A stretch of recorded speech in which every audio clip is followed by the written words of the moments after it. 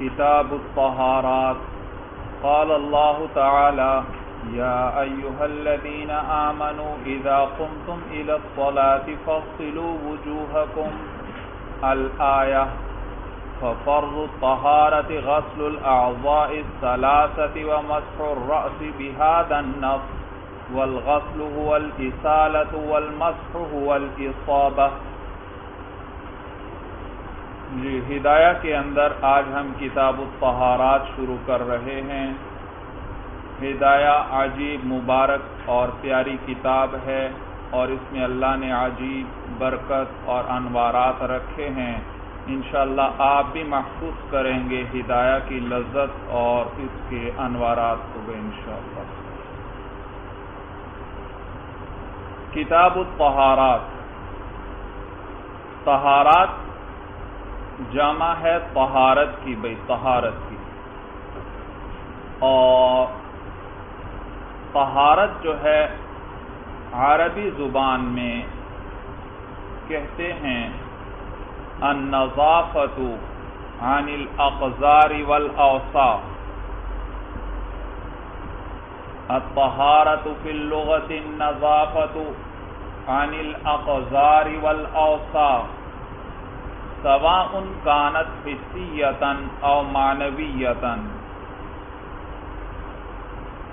تو طہارت عربی زبان میں کہتے ہیں النظافۃ، پاکی حاصل کرنا، عن الاقذار، گندگیوں سے، والاوساخ، اور میل کچیل سے،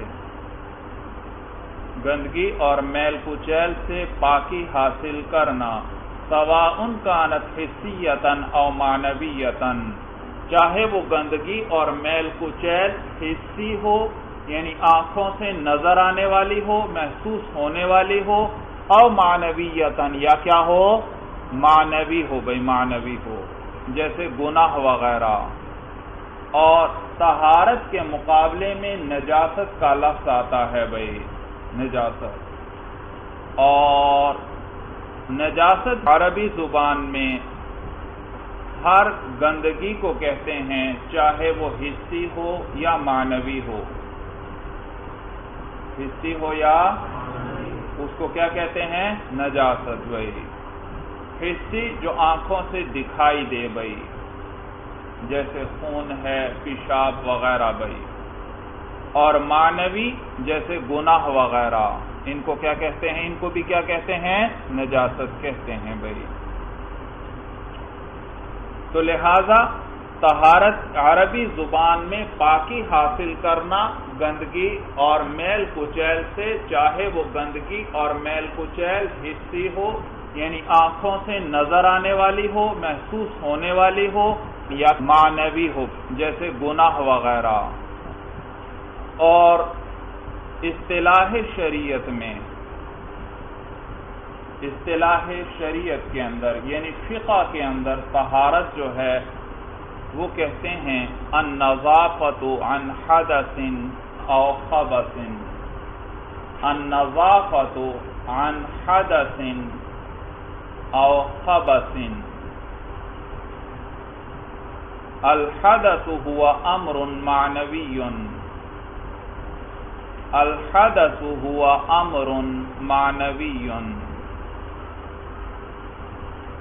ويقال له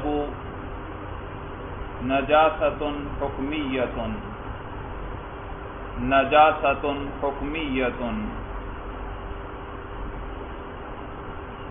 وأما الخبث فمعناه، وأما الخبث فمعناه في الشرع العین المستقذرۃ، العین المستقذرہ، قاف اور زال ہیں اس میں، العین المستقذرۃ کالدمی، کالدمی۔ جی کیا لکھا، الطہارۃ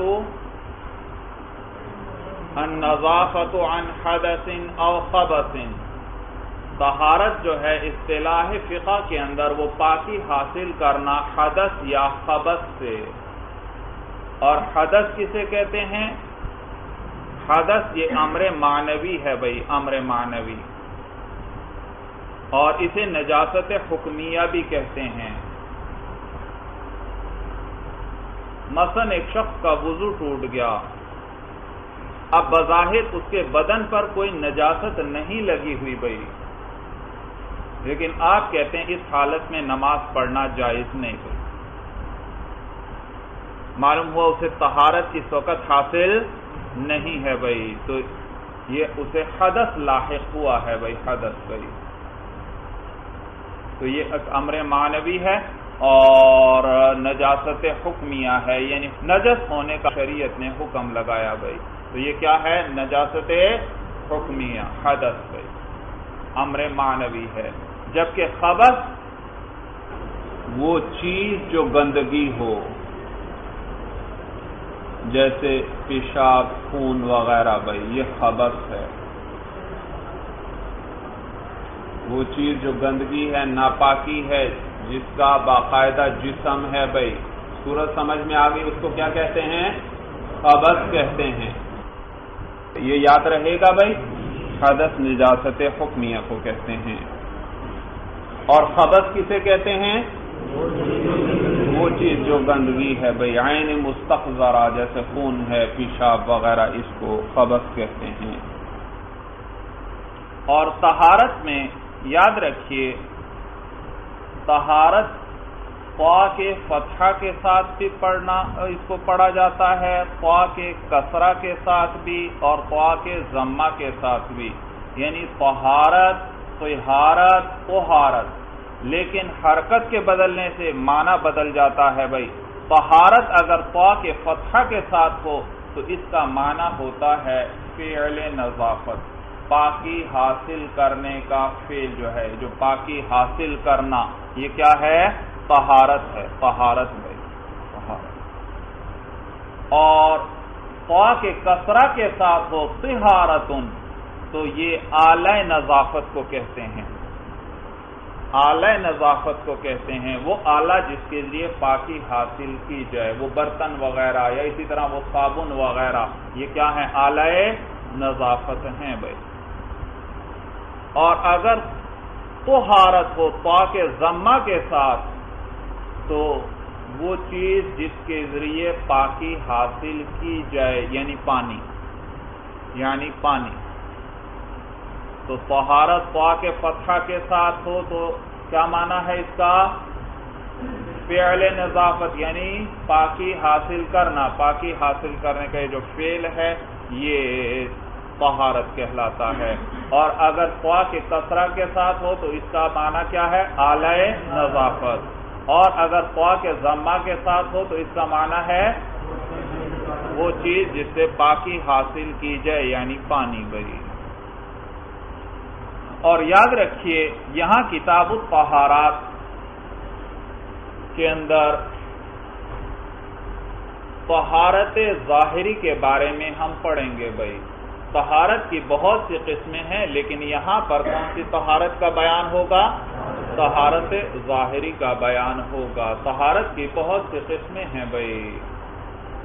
مثلا ایک جو ابھی بیان ہو گئی ظاہری طہارت بھائی. اسی طرح طہارت القلب عما سوى اللہ تعالی، اللہ کے علاوہ اور چیزوں سے دل کو پاک کرنا. اسی طرح طہارت بھائی عن الآثام، گناہوں سے. اسی طرح طہارت عن الاخلاق الذمیمہ، برے اخلاق سے پاکی حاصل کرنا وغیرہ بھائی. لیکن یہاں پر کس کا بیان ہوگا؟ طہارت ظاہری کا بیان ہوگا بھائی، طہارت ظاہری کا. اور طہارت ظاہری تعریف اس کی میں نے ذکر کر دی، کسے کہتے ہیں؟ النظافت عن حدث او خبث بھائی. خبث تو وہ چیز وہ گندگی جس کا ظاہری جسم ہے، اور حدث کیا ہے؟ امر معنوی ہے بھائی، امر معنوی ہے. تو وہ چیز جس کا ظاہری جسم ہے اس سے پاکی کس طرح حاصل ہوگی؟ کہ اس چیز کو پانی وغیرہ کے ذریعے صاف کر دیا جائے، دور کر دیا جائے. تو اس میں تو کوئی اشتباہ نہیں، آسان سی بات ہے۔ البتہ طہارت عن الحدث، بھائی حدث جو امر معنوی ہے اس سے پاکی حاصل کرنا، بھائی اس سے پاکی حاصل کرنا، یہ پھر دو قسم پر ہے بھائی، کیونکہ حدث دو قسم پر ہے، ایک حدث اصغر ہے اور ایک حدث اکبر ہے بھائی، حدث اکبر ہے۔ یا یوں تقسیم کریں، طہارت کی کیا تعریف لکھی آپ نے؟ النظافۃ عن حدث او خبث، تو حدث سے طہارت یہ ایک قسم ہوئی، خبث سے طہارت یہ دوسری قسم ہوئی، دو قسم پر ہے بھائی، طہارت عن الحدث و طہارت عن الخبث بھائی۔ پھر یاد رکھیے بھائی، طہارت عن الحدث یہ تین قسم پر ہے بھائی، طہارت عن الحدث یہ تین قسم پر ہے بھائی، کیونکہ اس کی تین صورتیں ہیں بھائی، وضو، غسل اور تیمم بھائی، وضو، غسل اور تیمم بھائی۔ تو طہارت عن الحدث کی تین قسمیں ہیں، نمبر ایک وضو، اور یہ طہارت صغرا ہے، اور یہ طہارت صغرا ہے۔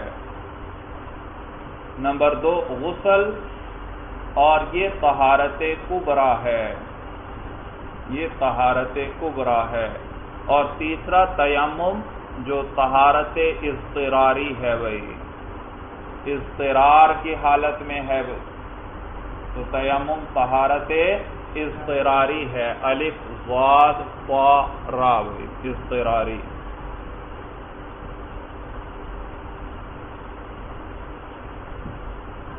جی یہاں تک بات سب کو سمجھ میں آئی بھائی؟ سب سے پہلے طہارت کا لغوی معنی بیان ہوا کہ لغت میں کسے کہتے ہیں طہارت؟ گندگی اور میل کچیل سے پاکی حاصل کرنا، اور اس کے مقابلے میں نجاست ہے، اور نجاست کس کو کہتے ہیں؟ گندگی کو کہتے ہیں، چاہے حسی ہو چاہے معنوی ہو، چنانچہ گناہوں کو بھی کیا کہتے ہیں؟ نجاست کہتے ہیں، اگرچہ وہ ایک معنوی چیز ہے۔ اور پھر اس کے بعد طہارت کی تعریف، اصطلاحی تعریف کہ وہ کسے کہتے ہیں؟ النظافۃ عن حدث او خبث، اور پھر حدث کا معنی بیان ہوا کہ حدث ایک امر معنوی ہے، اور یہ نجاست حکمیہ ہے۔ اور خبث کے بارے میں بتلایا کہ یہ عین مستقذرہ کا نام ہے، وہ جو عین گندگی ہے اس کو کیا کہتے ہیں؟ خبث کہتے ہیں، جیسے خون ہے، پیشاب وغیرہ۔ اور پھر بتلایا کہ طہارت دو قسم پر ہے، طہارت عن الحدث اور طہارت عن الخبث بھائی۔ طہارت عن الخبث تو ظاہر ہے کہ کوئی ظاہری گندگی بدن یا کپڑے وغیرہ پر لگی ہے تو وہ کس طرح پاک ہوگی؟ دھونے کے ذریعے، کہ وہ نجس چیز وہاں سے ختم ہو جائے، اس کا اثر زائل ہو جائے بھائی۔ البتہ طہارت عن الحدث کے اندر تفصیل ہے بھائی، کہ اس کی تین قسمیں ہیں، ایک وضو ہے جو طہارت صغرا ہے، اور دوسری قسم غسل ہے جو طہارت کبریٰ ہے، اور تیسری قسم تیمم ہے جو کہ طہارت اضطراری ہے، مجبوری کی حالت میں ہوگی یہ طہارت بھائی۔ کتاب الطہارات، یہاں دو آسان ترکیبیں یاد رکھیے بھائی، اس کو خبر بنائیں مبتدا محذوف کے لیے، ھذا کتاب الطہارات، یہ ہے طہارتوں کی کتاب، تو ھذا مبتدا محذوف ہے اور کتاب الطہارات اس کی خبر ہے، تو یہ خبر ہوئی اور خبر مرفوع ہوتی ہے، تو کیسے پڑھیں گے؟ کتاب الطہارات، یا اس کو منصوب پڑھیں اور مفعول بنائیں اقرأ کے لیے، اقرأ کتاب الطہارات، تو یہ مفعول ہوگا اقرأ کے لیے بھائی۔ ہمارے بزرگوں کا یہ طریقہ ہے بھائی کہ وہ مسائل کے اندر، ابحاث کے اندر عنوانات قائم کرتے ہیں کتاب، باب اور فصل وغیرہ کے، کتاب، باب اور فصل وغیرہ کے، جس سے مختلف قسم کے مسائل جو ہیں وہ منضبط ہوتے ہیں، ان میں ترتیب آ جاتی ہے اور ان کو یاد کرنا اور سمجھنا آسان ہو جاتا ہے۔ تو اس سلسلے میں سب سے بڑا عنوان جو قائم کیا جاتا ہے کتابوں کے اندر وہ کتاب ہے بھائی، کتاب۔ کتاب کے تحت پھر چھوٹے عنوان جو آتے ہیں وہ باب کہلاتے ہیں بھائی، اور پھر باب کے تحت کئی فصلیں ذکر کی جاتی ہیں، تو فصل کا عنوان وہ اس سے چھوٹا ہے بھائی باب سے، اور باب کا عنوان چھوٹا ہے کتاب سے بھائی۔ تو کتاب کے اندر وہ مسائل ذکر ہوتے ہیں جو ایک جنس کے ہوتے ہیں، جن کی جنس ایک ہوتی ہے۔ کتاب میں کئی باب ہوں گے اور ہر باب میں ایک نوع کے مسائل ذکر ہوئے، اور یہ باب کس کے تحت آئے؟ کتاب، اور ہر باب میں ایک نوع کے مسائل ہیں، تو کتاب کے اندر گویا مختلف الانواع مسائل آئیں گے، جن کی انواع مختلف ہوں گی لیکن جنس کیا ہوگی؟ ایک ہی ہوگی بھائی، ایک ہی ہوگی۔ تو کتاب میں ایک جنس کے مسائل ذکر کرتے ہیں، اس کے بعد باب کے اندر ایک نوع کے مسائل ذکر کرتے ہیں، اور فصل میں ایک صنف کے، ایک قسم کے پھر مسائل جو ہوتے ہیں ان کو فصل کے تحت ذکر کیا جاتا ہے بھائی۔ کتاب الطہارات، طہارات جمع ہے طہارت کی بھائی، طہارت کی، اور طہارت مصدر ہے، اور مصدر اس میں جنس ہوتا ہے، اور اس میں جنس اسے کہتے ہیں جس کا اطلاق قلیل اور کثیر سب پر ہوتا ہے۔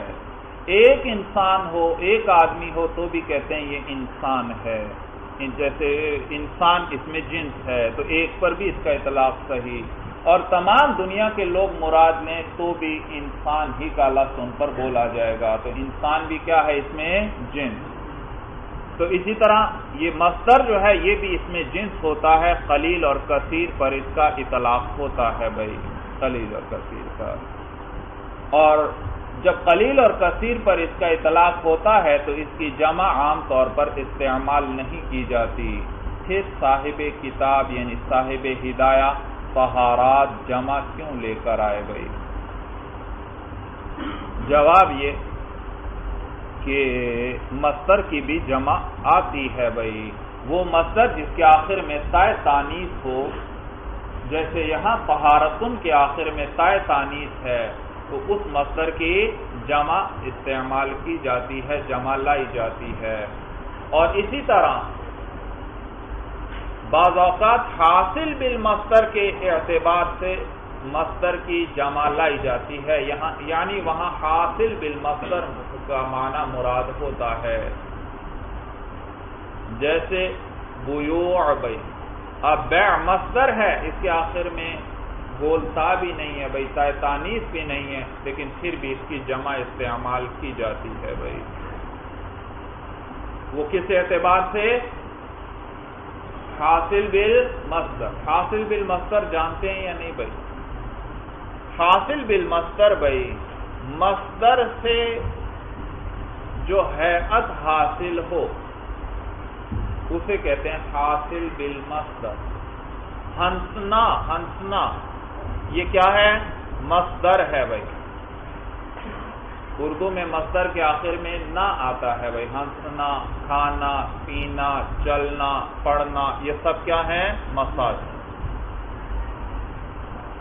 اور یہ بھی یاد رکھیے، یہ فائدہ بھی چلیے یاد رکھیے کہ مصدر ہمیں خارج میں دکھائی نہیں دیتا، ہاں حاصل بالمصدر ہمیں خارج میں دکھائی دیتا ہے۔ جیسے ہنسنا مصدر ہے، ہمیں خارج میں ہنسنا دکھائی نہیں دے گا، ہاں اس ہنسنے سے جو حالت اور جو کیفیت حاصل ہوئی یعنی ہنسی، یہ حاصل بالمصدر ہے، یہ ہمیں خارج میں دکھائی دیتی ہے۔ تو خارج میں جو ہمیں دکھائی دیتی ہے وہ ہنسنا نہیں بلکہ کیا ہے؟ ہنسی، یعنی حاصل بالمصدر ہے۔ دوڑنا یہ مصدر ہے لیکن خارج میں ہمیں دکھائی نہیں دیتا. ہاں اس دوڑنے سے جو ہیئت حاصل ہوئی یعنی دوڑ وہ ہمیں خارج میں دکھائی دیتی ہے. یا اسی طرح فارسی میں جیسے دیکھیے رفتن، رفتن کا معنی ہے جانا، چلنا. تو رفتن ہمیں خارج میں دکھائی نہیں دیتا، البتہ رفتار ہمیں خارج میں دکھائی دیتی ہے. تو رفتن دکھائی نہیں دیتا بلکہ رفتار دکھائی دیتی ہے بھائی. جیسے ایک شاعر کہتا ہے بھائی، بعض لوگ عجیب ناز اور نخروں سے چلتے ہیں. ایک شاعر کہتا ہے فتنہ برپا کر دیا یار کی رفتار نے. تو یہ رفتار کیا ہے؟ حاصل بالمصدر ہے بھائی، حاصل بالمصدر ہے بھائی. اسی طرح گرفتن پکڑنا، تو گرفتن یہ پکڑنا مصدر ہے، یہ ہمیں خارج میں دکھائی نہیں دیتا، البتہ گرفتار یہ حالت جو ہو مصدر سے حاصل ہوتی ہے یہ ہمیں دکھائی دیتی ہے بھائی. اچھا کیا بات ہو رہی تھی؟ جی مصدر. تو مصدر کی ویسے جمع نہیں لائی جاتی، لیکن اگر اس کے آخر میں تائے تانیث ہو یا مصدر سے کون سا معنی مراد ہو. یاد رکھیے اردو میں تو ہنسنا الگ لفظ تھا، ہنسی الگ لفظ ہے، لیکن عربی میں وہی مصدر حاصل بالمصدر کا معنی بھی ادا کرتا ہے. یعنی اسی طہارت کا معنی پاک ہونا بھی، اور پاک ہونا یہ مصدر ہے آخر میں نہ آ رہا ہے، اور پاک ہونے سے کیا کیفیت حاصل ہوگی؟ پاکی. تو پاکی کے لیے بھی یہی طہارت کا لفظ استعمال ہوگا بھائی. پاک ہونے کے، پاک ہونا اس کے لیے بھی لفظ کیا؟ طہارت. اور پاکی اس کے لیے بھی طہارت. ہنسنا زہق اس کے لیے عربی میں زہق کا لفظ آئے گا، اور ہنسی اس کے لیے بھی کیا آئے گا؟ زہق ہی کا لفظ آئے گا. تو عربی کے اندر بھائی مصدر اور حاصل بالمصدر کے لیے الگ الگ لفظ نہیں ہے بھائی، کہ مصدر کے آخر میں جب تائے تانیث ہو تو اس کی جمع لائی جاتی ہے، لائی جاتی ہے. اور جمع کیوں لے کر آئے تھے صاحب ہدایہ؟ طہارت کی انواع کی طرف اشارہ کرنے کے لیے کہ اس کی بہت سی انواع اور بہت سی اقسام ہیں، اس لیے وہ جمع کا لفظ لے کر آئے بھائی. کتاب الطہارات. قال اللہ تعالی، اللہ تعالی فرماتے ہیں یا ایھا الذین آمنوا، اے وہ لوگو جو ایمان لائے ہو، اذا قمتم الی الصلاۃ ای اذا اردتم القیام الی الصلاۃ، جب تم ارادہ قیام کرو نماز کے لیے، جب تم نماز کی طرف اٹھنے کا ارادہ کرو. تو قیام بول کر کیا مراد ہے؟ ارادہ قیام بھائی. اور کلام عرب میں ایسا ہوتا ہے بھائی، بعض اوقات فعل بول کر ارادہ فعل مراد ہوتا ہے، جیسے یہاں پر قیام بول کر ارادہ. نماز کے لیے اٹھ رہے ہیں تو جب نماز کے لیے کھڑے ہو گئے پھر وضو کرتے ہیں یا پہلے سے وضو کرتے ہیں؟ پہلے. جب ارادہ قیام ہوتا ہے پھر ہی کیا کر لیا جاتا ہے؟ وضو کر لیا جاتا ہے، نہ کہ نماز کے لیے جب کھڑا ہو جائے آدمی. تو لہذا قیام بول کر یہاں ارادہ قیام مراد ہے.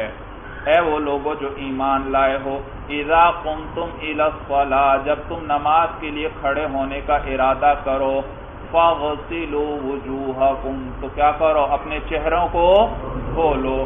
الآیہ، الآیۃ معلومۃ. الآیہ پہلی ترکیب کیا ہے؟ الآیہ کو مرفوع پڑھیں گے اور خبر کیا ہے؟ محذوف. یہ آیت معلوم ہے، پوری آیت انہوں نے ذکر نہیں کی کہ آیت معلوم ہے، معروف ہے. یا یہ اس کو منصوب پڑھیں، الآیت ای اقرأ الآیت، کہ آیت کو پڑھ لیجئے، ہم نے کچھ حصہ ذکر کر دیا. تو اے وہ لوگوں جو ایمان لائے ہو، اذا قمتم الی الصلاۃ، جب تم نماز کے لیے کھڑے ہونے کا ارادہ کرو، فاغسلوا وجوہکم، تو دھو لو اپنے چہروں کو، وایدیکم، اور اپنے ہاتھوں کو، الی المرافق، کہاں تک؟ کوہنیوں تک. آگے وَامْسَحُوا بِرُؤُوسِكُمْ، اور تم مسح کر لو اپنے سروں پر، وَأَرْجُلَكُمْ إِلَى الْكَعْبَيْنِ، اور دھو لو اپنے پاؤں کو ٹخنوں تک دھو لو۔ تو وَأَرْجُلَكُمْ، یہ ارجل کا عطف کس پر ہے؟ ایدی پر ہے یا وجوہ پر عطف ہے بھائی؟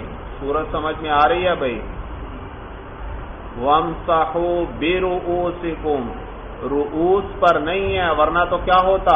رؤوس مجرور ہے، وَأَرْجُلِكُمْ ہوتا بھائی۔ تو یہ منصوب ہے، اس کا عطف ایدی پر ہے یا اس کا عطف وجوہ پر ہے، اور ایدی اور وجوہ کا کیا حکم ہے؟ ان پر مسح کیا جاتا ہے یا ان کو دھویا جاتا ہے؟ دھویا جاتا ہے، تو لہذا پاؤں کو بھی دھویا جائے گا بھائی۔ اور یہاں پر یاد رکھیے ایک قید جو ہے اس کا اعتبار کرنا پڑے گا۔ کیا کوئی شخص جب بھی نماز کے لیے اٹھنے کا، کھڑے ہونے کا ارادہ کرے اس کے لیے وضو کرنا ضروری ہے، یا صرف اگر وضو نہ ہو تب وضو کرنا ضروری ہے؟ وضو نہ ہو پھر تو وضو ضروری ہے، وضو اگر ہو پھر وضو کرنا ضروری نہیں۔ لہذا وَأَنْتُمْ مُحْدِثُونَ، یہ قید یہاں معتبر ہے۔ یا ایھا الذین آمنوا اذا قمتم الى الصلاة وانتم محدثون، وانتم، جب تم نماز کے لیے کھڑے ہونے کا ارادہ کرو اس حال میں کہ تم بے وضو ہو، فاغسلوا وجوہکم، تو پھر کیا کر لو؟ وضو کر لو۔ اگر بے وضو ہو تو وضو کر لو۔ تو اگر وضو ہے پھر وضو کرنا واجب نہیں ہے، ضروری نہیں ہے بھائی۔ فتح مکہ کے دن نبی کریم صلی اللہ علیہ وسلم نے ایک ہی وضو سے 5 نمازیں ادا فرمائی گئی۔ یہ دلیل ہے اس بات کی کہ ہر نماز کے لیے الگ وضو کرنا ضروری نہیں اگر وضو ہو گئی۔ حضرت عمر رضی اللہ تعالیٰ عنہ نے پوچھا یا رسول اللہ، آج آپ نے وہ کیا، وہ عمل جو اس سے پہلے کبھی نہیں کیا، ہم نے پہلے کبھی اس طرح نہیں دیکھا۔ تو حضور صلی اللہ علیہ وسلم نے فرمایا کہ میں نے جان بوجھ کر کیا تاکہ تمہارے لیے تنگی نہ ہو، مشکل نہ ہو۔ تو حضور علیہ السلام نے جواز بتلانے کے لیے کہ ایک ہی وضو سے جب تک وضو ہے اس سے جتنی نمازیں پڑھنا چاہو پڑھ سکتے ہو، ایک مرتبہ اس طرح حضور صلی اللہ علیہ وسلم نے جواز بتلانے کے لیے کیا ہے۔ وفرض الطہارۃ غسل الاعضاء الثلاثۃ ومسح الراس، پس طہارت کا فرض جو ہے غسل، یہاں طہارت سے مراد وضو ہے بھائی، طہارت صغریٰ مراد ہے۔ تو وضو کے جو فرائض ہیں، غسل الاعضاء الثلاثۃ، 3 اعضاء کا دھونا ہے، ومسح الراس، اور سر کا مسح ہے، بہذا النص، اس نص کی وجہ سے، اس کی وجہ سے، اس نص کی وجہ سے، یہ جو پیچھے آیت آئی، آپ جانتے ہیں قرآن اور حدیث پر نص کا لفظ بولا جاتا ہے، تو یہ جو نص آئی یعنی یہ جو آیت آئی، اس آیت کی وجہ سے معلوم ہوا کہ وضو کے فرائض کتنے ہیں؟ 4، 3 اعضاء کا دھونا اور ایک سر کا مسح کرنا، سر کا مسح کرنا۔ تو صاحب ہدایہ نے پہلے آیت کو ذکر کیا اور اس کے بعد وضو کے فرائض ذکر کیے کہ یہ وضو کے فرائض ہیں۔ حالانکہ وضو کے فرائض یہ 4 چیزیں ہیں، یہ تھا دعویٰ، اور آیت جو تھی اس کی دلیل تھی، اور دعویٰ مقدم ہوتا ہے، دلیل بعد میں ذکر کی جاتی ہے، لیکن صاحب ہدایہ نے آیت کو مقدم کیا برکت حاصل کرنے کے لیے بھائی، تاکہ کتاب الطہارات کی ابتدا قرآن کی آیت سے ہو جائے بھائی۔ تو کہتے ہیں فَفَرْضُ الطَّہَارَةِ غَسْلُ الْأَعْضَاءِ الثَّلَاثَةِ وَمَسْحُ الرَّأْسِ، پس وضو کے فرض جو ہیں وہ 3 اعضاء کا دھونا ہے اور سر کا مسح ہے، اس نص کی وجہ سے۔ اچھا بھائی چلیے بس هذا هو المرام، اللہ اعلم بحقیقت الصلاة.